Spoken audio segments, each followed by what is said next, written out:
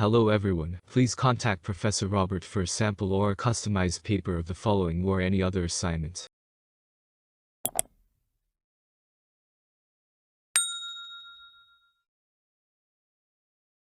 NSG 6020 Week 1 Discussion.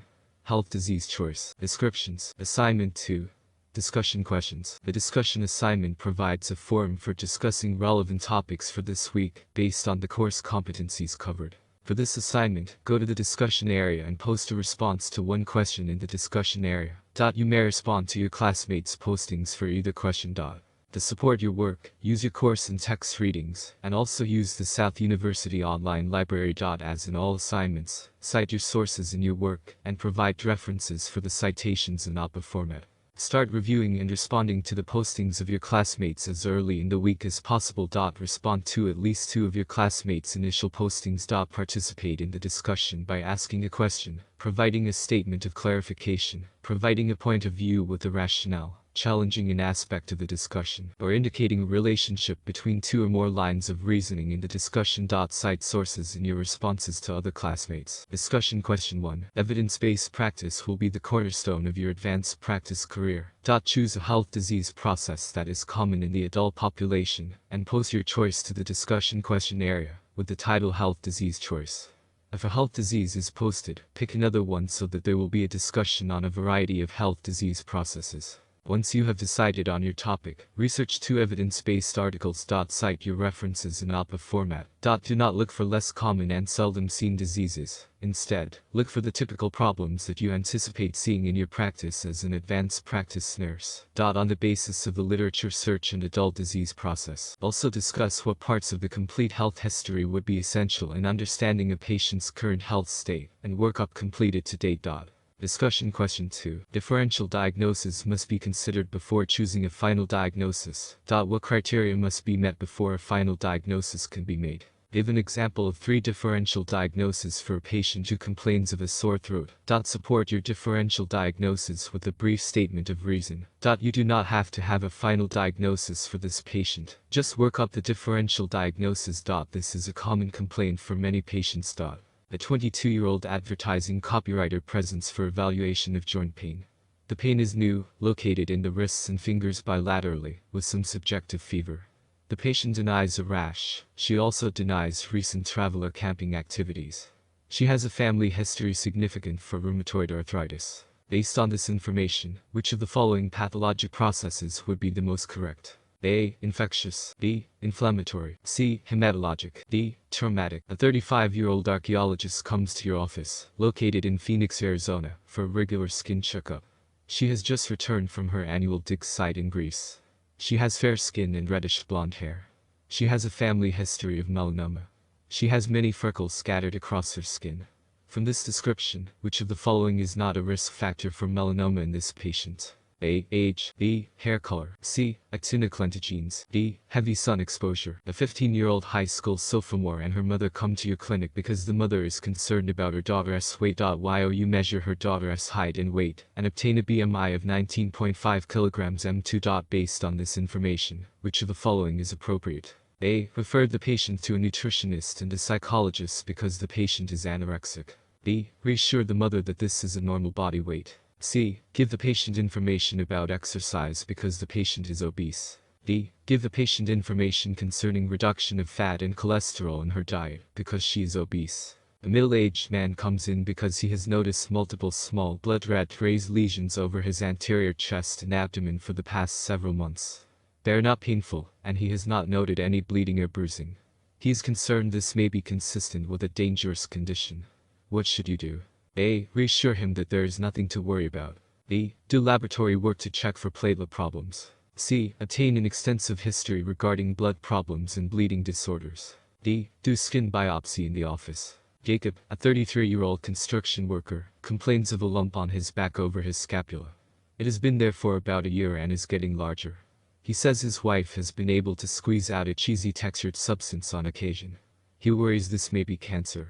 When gently pinched from the side, a prominent dimple forms in the middle of the mass. What is most likely? A. An enlarged lymph node. B. A sebaceous cyst. C. An actinic keratosis. D. A malignant lesion. A patient comes to you for the appearance of red patches on his forearms that have been present for several months. They remain for several weeks. He denies a history of trauma. Which of the following is likely? A. Actinic keratosis. B. Pseudoscars. C. Actinic purpura. D. Cherry angiomas. A 19-year-old college student presents to the emergency room with fever, headache, and neck pain stiffness. She is concerned about the possibility of meningococcal meningitis. Several of her dorm mates have been vaccinated, but she hasn't been. Which of the following physical examination descriptions is most consistent with meningitis? A. Head is normocephalic and atraumatic, fundy with sharp discs, neck supple with full range of motion. B. Head is normocephalic and atraumatic, fundy with sharp discs, neck with paraspinous muscle spasm, and limited range of motion to the right. C. Head is normocephalic and atraumatic, fundy with blurred disc margins, neck tender to palpation, unable to perform range of motion. D. Head is normocephalic and atraumatic, fundy with blurred disc margins, neck supple with full range of motion. A 58-year-old gardener comes to your office for evaluation of a new lesion on her upper chest. The lesion appears to be stuck on and is oval, brown, and slightly elevated with a flat surface. It has a rough wart-like texture on palpation. Based on this description, what is your most likely diagnosis? A. Actinic keratosis. B. Seborrheic keratosis. C. Basal cell carcinoma. D. Squamous cell carcinoma. The patient presents for evaluation of a cough. Which of the following anatomic regions can be responsible for a cough? A. Ophthalmologic. B. Auditory. C. Cardiac. D. Endocrine. The 72-year-old retired truck driver comes to the clinic with his wife for evaluation of hearing loss. He has noticed some decreased ability to hear what his wife and grandchildren are saying to him. He admits to lip reading more.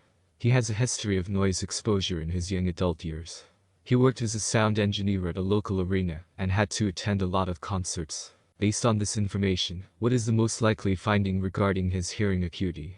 A. Loss of acuity for middle-range sounds. B. Increase of acuity for low-range sounds. C. Loss of acuity for high-range sounds. D. Increase of acuity for high-range sounds. Mrs. Anderson presents with an itchy rash which is raised and appears and disappears in various locations.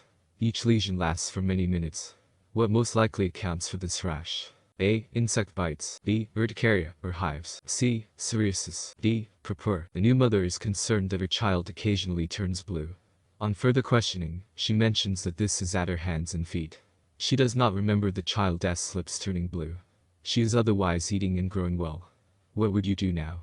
A. Reassure her that this is normal. B. Obtain an echocardiogram to check for structural heart disease and consult cardiology. C. Admit the child to the hospital for further observation. D. Question the validity of her story. An 89-year-old retired school principal comes for an annual checkup.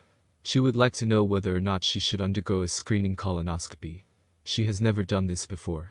Which of the following factors should not be considered when discussing whether she should go for this screening test?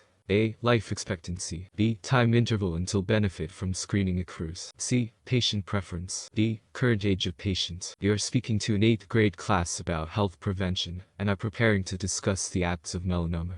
Which of the following descriptions correctly defines the acts? A equals actinic. B equals basal cell. C equals color changes, especially blue. D equals diameter 6 mm. E equals evolution. B equals asymmetry. B equals irregular borders. C equals color changes, especially blue. D equals diameter 6 mm. E equals evolution. C equals actinic. B equals irregular borders. C equals keratosis. D equals dystrophic nails. E equals evolution. D equals asymmetry. B equals regular borders. C equals color changes, especially orange. D equals diameter 6 mm. E equals evolution. A 79-year-old retired banker comes to your office for evaluation of difficulty with urination. He gets up 5 to 6 times per night to urinate, and has to go at least that often in the daytime.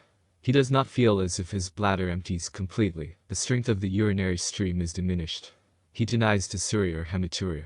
This problem has been present for several years, but has worsened over the last 8 months. You palpate his prostate. What is your expected physical examination finding, based on this description? A. Normal size, smooth. B. Normal size, body. C. Enlarged size, smooth. D. Enlarged size, body. A young man comes to you with an extremely pruritic rash over his knees and elbows which has come and gone for several years. It seems to be worse in the winter and improves with some sun exposure. On examination, you notice scabbing and crusting with some silvery scale, and you are observant enough to notice small pits in his nails. What would account for these findings? A. Eczema. B. Pityriasis rosea. C. Psoriasis. D. Tinea infection. A 15-year-old high school sophomore comes to the clinic for evaluation of a 3-week history of sneezing, itchy, watery eyes, clear nasal discharge, ear pain, and non-productive cough. Which is the most likely pathologic process? A. Infection. B. Inflammation. C. Allergic. D. Vascular. A 68-year-old retired farmer comes to your office for evaluation of a skin lesion. On the right temporal area of the forehead, you see a flattened papule the same color as his skin, covered by a dry scale that is round and feels hard. He has several more of these scattered on the forehead, arms, and legs. Based on this description, what is your most likely diagnosis? A. Actinic keratosis. B. Seborrheic keratosis. C. Basal cell carcinoma. D. Squamous cell carcinoma. An 8-year-old girl comes with her mother for evaluation of hair loss. She denies pulling or twisting her hair, and her mother has not noted this behavior at all. She does not put her hair in braids. On physical examination, you note a clearly demarcated round patch of hair loss without visible scaling or inflammation. There are no hair shafts visible. Based on this description, what is your most likely diagnosis? A. Alopecia areata. B. Trichotillomania. C. Tinea cupitis. D. Traction alopecia. A 19-year-old construction worker presents for evaluation of a rash.He notes that it started on his back with a multitude of spots, and is also on his arms, chest, and neck.It itches a lot.He does sweat more than before, because being outdoors is part of his job.On physical examination. You know dark tan patches with a reddish cast that has sharp borders and fine scales, scattered more prominently around the upper back, chest, neck, and upper arms, as well as under the arms. Based on this description, what is your most likely diagnosis? A. Pityriasis rosea. B. Tinea versicolor. C. Psoriasis. D. Atopic eczema. Which of the following booster immunizations is recommended in the older adult population? A. Tetanus. B. Diphtheria. C. Measles. D. Mumps. A patient presents for evaluation of a sharp aching chest pain which increases with breathing. Which anatomic area would you localize the symptom to? A. Musculoskeletal. B. Reproductive. C. Urinary. D. Endocrine. Ms. Whiting is a 68-year-old who comes in for her usual follow-up visit.